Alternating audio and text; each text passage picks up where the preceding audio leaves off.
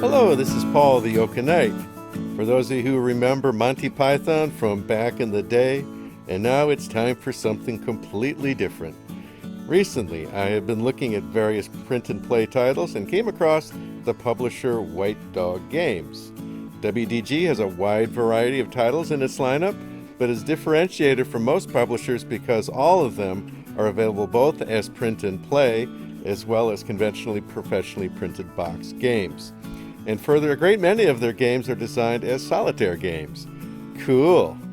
So I bellied up and purchased 4 print and play formatted games that looked interesting, and we will examine one here in some detail.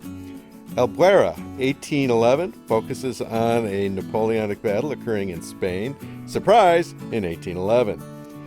Coalition forces include an assortment of British and Spanish and Portuguese of all arms, defending against attack by Marshal Soult of France. Forces involved are roughly corps-sized, with the raw numbers favoring the French, especially with some decent quality French and Polish cavalry.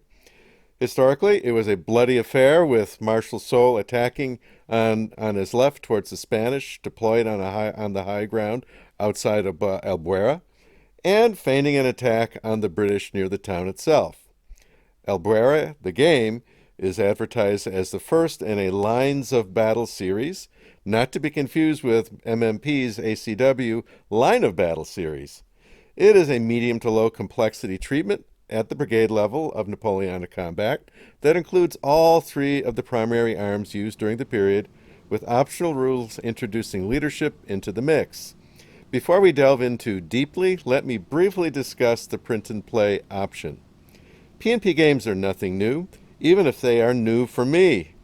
As you might expect, because this is not a new topic, there are already several videos out there on YouTube, and as such, I don't think I can add a lot of value by adding more. Even so, I can offer you the following tidbits that might help you. The best overall source that I found on YouTube is Dining Table Print and Play, the channel, which offers a wide variety of high-quality videos on multiple topics. The techniques I used to make the mounted board for Albuera came from the DT PnP. While not needed in Albuera, the video on making game cards is likewise excellent. You will need some tools, both hardware and software. Here's my list of go-to items. On the software side, number 1, Inkscape. Absolutely indispensable unless you go into the Adobe world of tools for rent. Inkscape is a free download vector graphics package that will allow you to manipulate images, from unit counter graphics to game cards to maps and box art. I can't imagine doing PnP without it. Even better, after you download and install, there is an excellent series of videos on YouTube that will give you a working knowledge of the tool in the space of a short afternoon. Number 2, Post Eraser. PER allows you to cut larger images down to the size of the paper you will use to print on. If the PnP files only provide a full-size map image, PER will allow you to chop it up into pages that your printer can handle. That's it. That's all it does. But I have used it multiple times now, and it is on the indispensable list of tools. Note, the file format I have had most success with feeding into PER is PNG format. PNG format. Other tools, including Inkscape, can't export/save into this format. Number 3, Adobe Reader. Reader will allow you to print PDFs in booklet format. Printing on 11 by 17 inch paper in booklet format will allow you to produce rule books using the same format as most professionally printed rules you have seen. Microsoft Paint, number 4. Believe it or not, this ancient software, included with Windows forever, still has its uses. Number 5, GIMP, another free Adobe replacement that has its uses. I haven't used this one much yet. I'm still early on the learning curve, but I am certain it will be of use if you spend the time to learn it. Hardware recommendations. Number 1, cutting tools. A handheld rotary cutter, cutting mat, and a cork-back steel razor are still the best way to cut counters from my own experimentation. Number 2, a chopper cutter, and maybe if you want to splurge a little, a Master Cut 2 Pro rotary cutter from Rotatrim.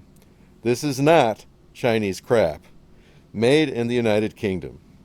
Number 3, a wide format printer. I bought a Canon Prixma IP8720 wireless inkjet printer on Amazon for right around $200. It will print standard formats up to 19 inches by 13 inches, but most importantly, it will print 17 by 11, which is exactly two 8.5 by 11 sheets, a very standard size for folding map panels and rule books. I've printed on cardstock up to 110 pound, as well as textured linen paper without any problem. Note, as an inkjet printer, output will not react kindly to getting wet. I use 2 coats of Rust-Oleum crystal clear gloss with Rust-Oleum clear satin for a top coat on both of my maps and my counters, as well as the cards when I need to generate cards. Just as with finishing furniture, the final finish is applied only on the final coat. All earlier coats applied are gloss to avoid a muddy appearance. Trust me, they do not call me the Oaken Knight for nothing. Okay, let's get back to the game. Components. The game includes a 22 by 30 inch map, which is generous by print and play standards. Because the map is not a multiple of 8.5 by 11, I decided to fill in the empty space with some supplied art and my own player aid text using Inkscape. So, my map measures 22 by 34 inches and is fully mounted, hinged, and backed. Note, I created the map before I had my new printer, so the individual map panels are 8.5 by 11. Were I to do this again, I would use the 17 by 11 format. The counters are created from 8.5 by 11 formatted file that you could simply print out and cut to size. I decided to get creative and increase the counter size by about 50%, which I like much better. The counters contain the name of the formation, its strength, and an indication of its nationality and type. Notice the outstanding artwork by Ilya Kudryashov. He is a Russian artist who I understand to live in Vilnius, Lithuania, my wife's national origin. Labas, Ilya. Both the counter art and the map art are outstanding. I really like the way the counter art seamlessly blends into the map art. The whole package is a pleasure to look at and represents an approach I hope to see replicated in future titles. There are 2 rulebooks included.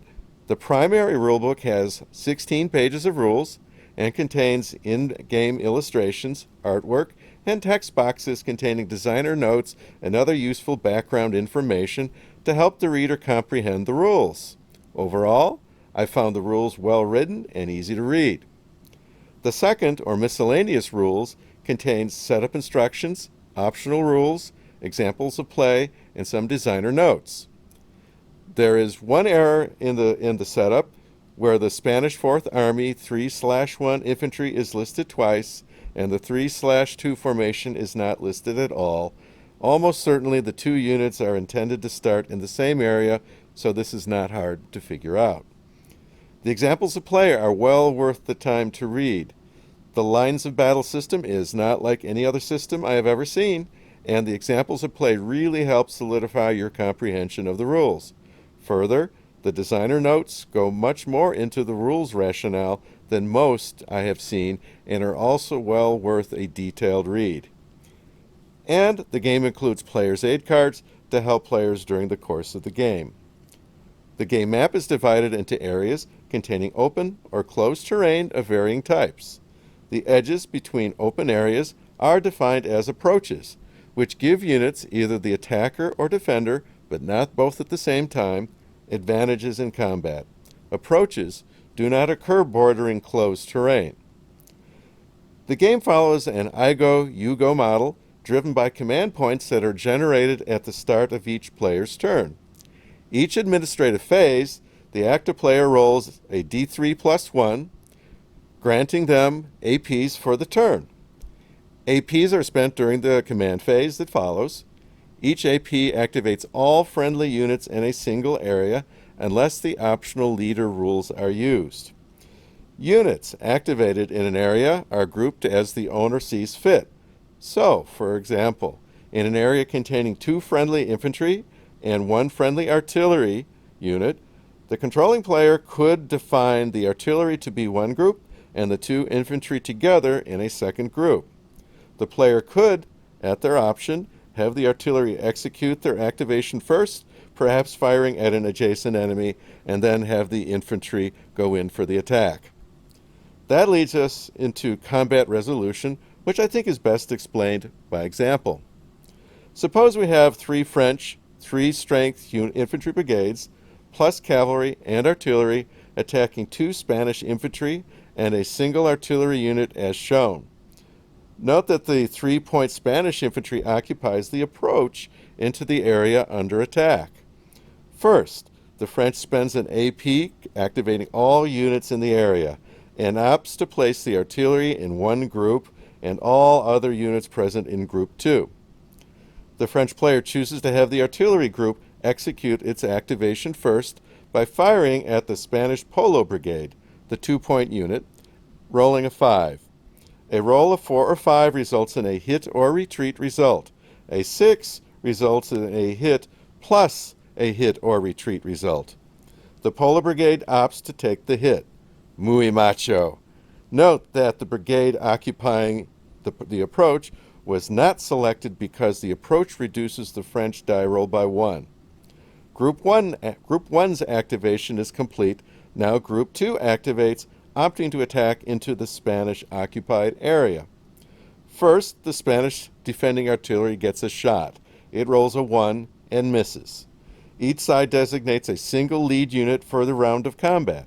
Attackers are free to change the lead unit each round, while the defending unit cannot, unless the unit taking over is cavalry. Here the French designate the 2nd Brigade, while the Spanish are obliged to designate the 4th Army 4/1 Brigade, which is on the approach. Each side rolls 1d6, with the only modifier here is a +1 benefit for the Spanish for defending on the approach. Both sides fire with a 3-point base strength, with the Spanish receiving a +1 benefit for defending the approach. The French rolls a 5, the Spanish a 4. With the modifier, the combat round is a tie. Ties go to the defender. Losing a round of infantry combat results in 1 hit on the loser, reducing the base strength of the unit in future firing rounds. The French elect to continue the attack, designated the 2nd 3-point unit in the stack as the lead unit. This time, the French roll a 1, and the Spanish roll a 3, modified to a 4. A 2nd French brigade takes a hit. The French, with only 1 undamaged infantry brigade left, designate the Polish Lancer Cavalry as their lead unit. The Spanish have no cavalry and cannot change their lead unit designation. The Polish cavalry bowls over the Spanish by rolling a 6. Boom!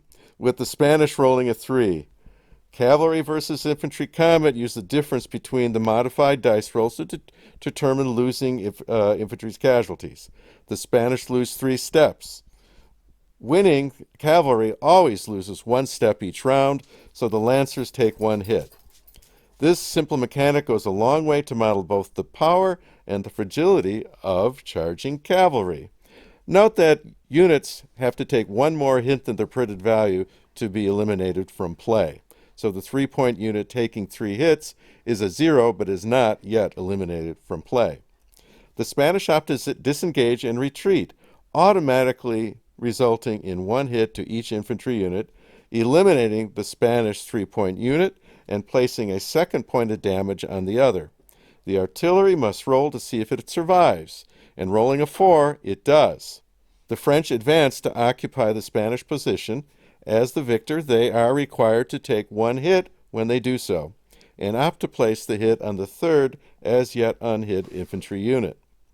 The winner of an engagement, whether attacker or defender, has the option of having a cavalry pursuit occur. The French opt to chase down the remaining Spanish units, although they could execute pursuit in any direction. The Polish cavalry has no problem destroying the remaining Spanish infantry, and this time also chases down their supporting artillery. The cavalry takes another hit due to being in another round of combat. It could continue pursuit into another area, but decides to stop here. Army morale is tracked for both sides, with both starting with 12 morale points. Each time a friendly unit is destroyed, the losing side decreases morale by the strength of the unit lost, while the winner recovers 1 point. Because the Spanish lost 6 steps in total, they lost half the morale of the entire army in this single battle. It's good to be French. A side wins by driving the opponent's army morale to 0. Failing that, the French can win by occupying any of the areas I have marked with a red chip with infantry at the end of any turn. Failing that, victory goes to whichever side occupies both objectives, which I have marked with green chips, at the end of the game. If ownership is split, whichever side has superior morale wins. So, what do I think about Albuera 1811? Let's use my tried and true 3 up and 3 down analysis and see where that takes us. First, the good stuff. Albuera is advertised as the first of a series of Napoleonic games. That in itself is a good thing. But even better, the system of mechanics do a great job of modeling Napoleonic combat, effectively demonstrating the role each of the 3 arms contributes to the battlefield success. I look forward to what comes to us as the system matures. Second, I love the graphical approach used on the maps, counters, and so forth. Now, since I bought the PnP version of the game, I can't really say anything about the professional printed version, but I have to assume that it is at least as good as my PnP creation. Finally, this is a game that can be played in a single sitting by 2 players who are familiar with it. It sets up in something about 15 minutes and can be played to conclusion without a break. Games like this are sorely needed to attract newcomers to the hobby. And for the downside, my first concern has more to do with the scenario than the game system. Historically, the French attacked the right flank of the coalition army, thinking that the Spanish would crumble under the pressure. Yes, there are a lot of weak units, but not all of them are weak. My concern is that there is no reason why the French should perform the flanking maneuver over the river and through the woods. More specifically, they can be attacked up and down most of the line on turn 2, rather than performing the historical move and assaulting something more about turn 4. By rule, the coalition only receives a single activation on turn 1, so an aggressive French move on turn 1, followed by an assault on turn 2, can put the French in a position to win after only 2 moves. I solitaired the game 5 times before this review, and found that the French won every time. That being said, if the French were required to make the historical attack, I believe you would have a very competitive situation. Second, the optional rules adding leadership to the mix are weak.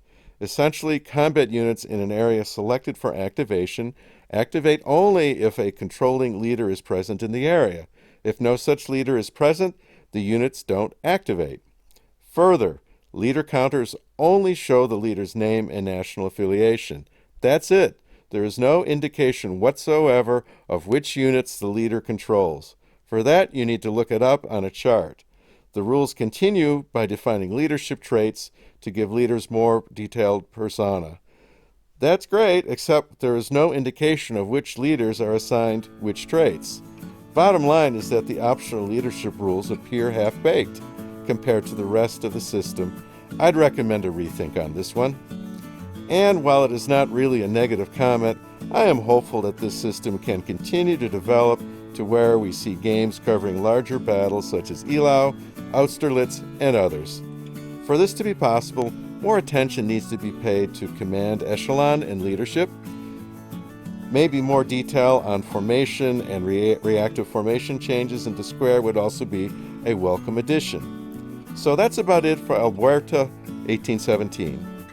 Great job so far, guys, and now amaze me further.